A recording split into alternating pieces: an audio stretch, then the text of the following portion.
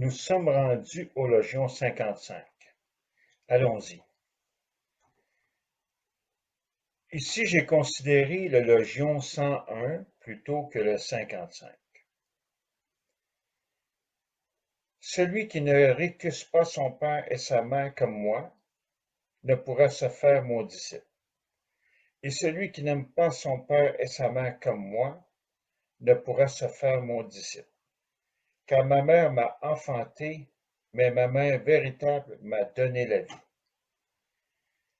Bon, alors moi, je vais vous dire tout de suite là, que le mot récuser, je le déteste. J'aime pas ce mot-là. Et je vais passer tout de suite à la fin du paragraphe là, de ce logion. Car ma mère m'a enfanté, mais ma mère véritable m'a donné la vie. Alors, voici ma réponse. Grâce à la naissance nouvelle ou l'éveil spirituel, la mère véritable nous donne la vie, se reconnaître. C'est ça que ça veut dire. La fin de ce logion, là, en fait, c'est comme le logion 3, se reconnaître. Alors, voilà pour le logion 55. Et moi, je vous attends pour le prochain logion, le 56. Nous sommes rendus au logion 56. Allons voir ça. A dit Jésus, celui qui a connu le monde a découvert un cadavre. Et celui qui a découvert un cadavre, le monde n'est pas digne de lui. Alors, celui qui a connu le monde a découvert un cadavre, ça veut dire que, comme on a vu au Logion 1, celui qui découvre les 114 logions, les paroles de Jésus, celui-là ne goûtera plus la mort. Donc, tous ceux qui ne connaissent pas ces paroles-là, ben, ils sont des morts. Alors, celui qui découvre le monde, ben, il a découvert un cadavre. Donc, celui-là est vivant. Donc, lui, il goûte la vie. Et celui qui a découvert un cadavre, le monde n'est pas digne de lui. Ça veut dire que lui, qui s'est rendu compte de ça, autrement dit, qui s'est reconnu au Logion 3, lui, il est rendu vivant. Donc, tous les autres personnes sont des morts. Alors, c'est ce que ça veut dire. Donc, s'ils sont morts, ils ne sont pas dignes de lui parce que lui est vivant. Voilà. Selon les dires de Jésus, là, ce logion-là, c'est ce que ça veut dire. Selon la version des 114 logions. Moi, je vais vous donner tout de suite ma réponse. La voici. Jésus décrit notre monde comme un cadavre parce que nous sommes morts.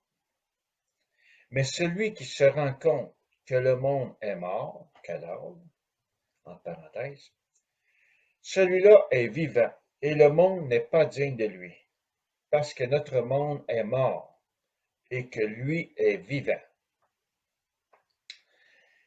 Voilà pour le Logion 56. J'espère que ça vous aide, que j'ai su vous aider toujours, je l'espère. Donc, moi, je vous attends pour le Logion 57. Nous sommes rendus au Logion 57. Allons voir ça. A dit Jésus, le royaume du Père est semblable à un homme qui possédait une semence excellente. Son ennemi vint la nuit et répandit de l'ivraie parmi la semence excellente. L'homme ne laissa pas arracher l'ivraie, de peur, dit-il, que vous alliez en disant, nous arracherons l'ivraie, et que vous arrachiez le blé avec elle. En effet, le jour de la moisson, les ivraies apparaîtront. Elles seront arrachées et brûlées. Alors, le royaume du Père est semblable à un homme qui possédait une semence excellente. Bon, ça veut dire que tout ce qui est le Père, là, on va se le dire, là, ben, c'est excellent. Il n'y a pas de doute à y avoir. Hein? Alors, et là, son ennemi vint la nuit et répandit de l'ivraie parmi les semences excellentes. Bon, l'ivraie, là, c'est un genre de graminée dont une espèce est très nuisible pour les céréales. Au sens figuré, c'est une mauvaise graine qui doit être combattue. C'est ça de l'ivraie. Bon, il répandit l'ivraie parmi la semence excellente. Euh, L'homme ne laissa pas arracher l'ivraie, de peur, dit-il, que vous alliez en disant, nous arracherons l'ivraie, et que vous arrachiez le blé en même temps avec elle, là, tu sais. En effet, le jour de la moisson, euh, ben, l'ivraie va apparaître en même temps. On va le voir. Euh, L'ivraie va apparaître. Et là, on peut à ce moment-là les arracher et les brûler. C'est ce que ça veut dire. Je vais vous donner ma réponse qui donne aussi en même temps les explications, si je peux dire. Alors voici. Ici, l'homme est bien avec ses pensées. Son ennemi sont les mauvaises pensées, qui peuvent se mélanger avec les bonnes pensées, l'ivraie et le blé. Hein? Avec le temps, l'homme comprend que surgissent les mauvaises pensées et est à même de les constater. Et il lui est plus facile de s'en débarrasser. Pour être dans le royaume du Père, il faut de bonnes pensées et laisser aller les mauvaises, pour mieux les reconnaître, pour ensuite les arracher. Ce qui veut dire que les mauvaises pensées apparaîtront et nous devons les brûler. C'est ce que ça veut dire. Donc, pour le Légion 57, moi j'aime beaucoup ça, je trouve ça très intéressant. Et oui, ça fait un bon bout de temps que je fais ça. C'est d'enlever les mauvaises pensées de mon esprit, puis se forcer de garder les bonnes. Donc, il en vient tout le temps des mauvaises pensées dans notre cerveau, là, dans notre esprit. Mais avec le temps, on apprend à les discerner, à les éliminer, à les enlever, puis ne garder que les bonnes.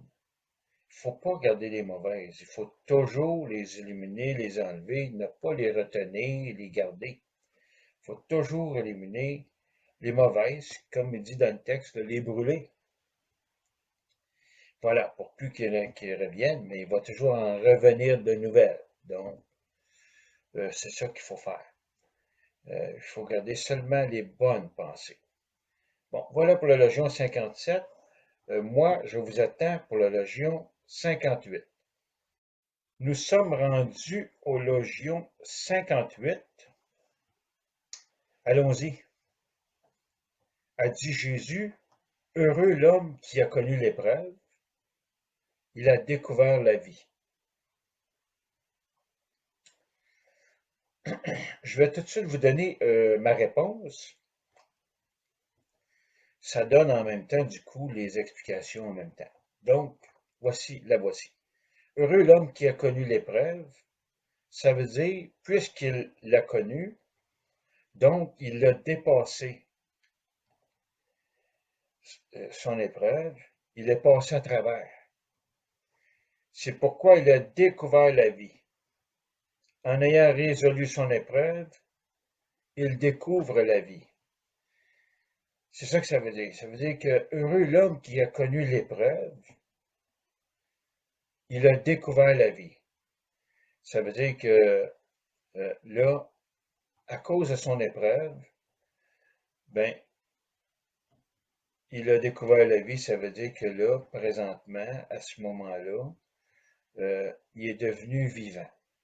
Donc, c'est un peu, c'est comme si c'est un passage nécessaire, obligé un peu, parce que par les gens, dans leur souffrance, finissent à un moment donné par passer à travers. Alors, c'est comme nécessaire, si on peut dire. Fait que c'est un peu ce que nous dit ce logion-là, ça serait ça l'aversion. Donc, d'un sens, c'est triste parce qu'il nous faut ça.